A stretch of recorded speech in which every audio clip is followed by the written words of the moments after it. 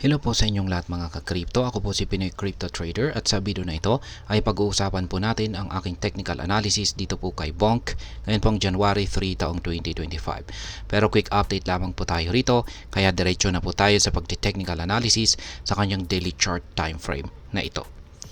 At ayan ang aking previous projection dito kay Bonk kung saan ay masasabi kong mukhang wala pa rin pong pagbabago kung hindi po magagawang magbago ng ating mga indicators, yung ipinapakita ng ating mga indicators dito.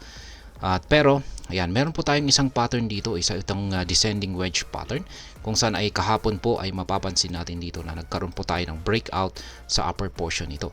Isang bullish candlestick ang nabuo. Ayan, isang bullish candlestick ang nabuo na siyang tuluyan na pong bumasag dito sa upper portion ng ating pattern dito. Kaya ngayon ay meron po tayong bullish breakout, kaso ang problema ay bearish pa rin po yung kalagayan ng market ni Bonk. Yan, base sa ating dalawang indicators dito. Ang ating Hang indicator ay nananatiling kulay red at ganun din po yung ating mga QQE bars na nabubuo rito. Yan, bearish pa rin ang may control sa market ni Bonk. Kaya maski nagkaroon po tayo ng bullish breakout dito ay mataas pa rin po yung chances na mukhang mauuwi lamang po ito sa pagko-consolidate dito.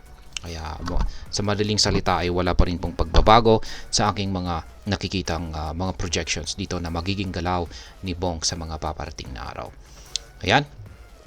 Kung mananatili pa rin po ang bearish momentum nitong si Bonk, ay patuloy po siyang makakaranas ng maaring babalik lamang po siya rito sa loob ng ating descending wedge pattern na ito at magpapatuloy po siya sa kanyang pagpagsak at maaring umabot po siya rito sa lower portion ng ating pattern na ito. Yan, maaring magresulta po ito sa isang false breakout kapag nangyari ito. At syempre, ito po yung inaabangan natin sa lahat. Yan, para makapagpatuloy po sa pag-angat sa presyo itong si Bonk ay kailangan po niyang makabalik dito sa ibabaw ng ating major resistance dito sa presyong 40 digits 34.35. Pero maski nakabalik po siya rito sa ibabaw ay meron na naman po tayong isang nakaabang or nakaharang na isang matibay na resistance dito sa presyong 40 digits 40.40. Yan, kailangan po niyang malampasan ang mga yan para marating niya ang sunod na major resistance natin dito sa 40 digits 48.05. Kaya ayan po yung mga harang sa pag-angat ng presyo ni Bonk. Kaya ayan pa rin po, wala pong pagbabago sa aking mga projections dito kay Bonk.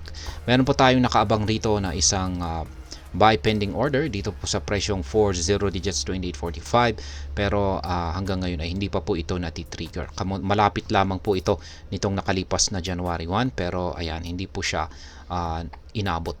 Hindi po inabot ng kanyang karayom or wick. Kaya ayan ang aking technical analysis update sa araw na ito dito po kay Bonk. At ayan, sa mga bago lamang po rito ay check na lamang po ninyo ang description ng video na ito para malaman kung anong platform at mga indicators ang ginagamit ko dito. At hanggang dito na lamang po tayo sa video na ito mga ka-crypto. Marami pong salamat sa panonood. Ingat po tayo lagi at God bless po sa ating lahat.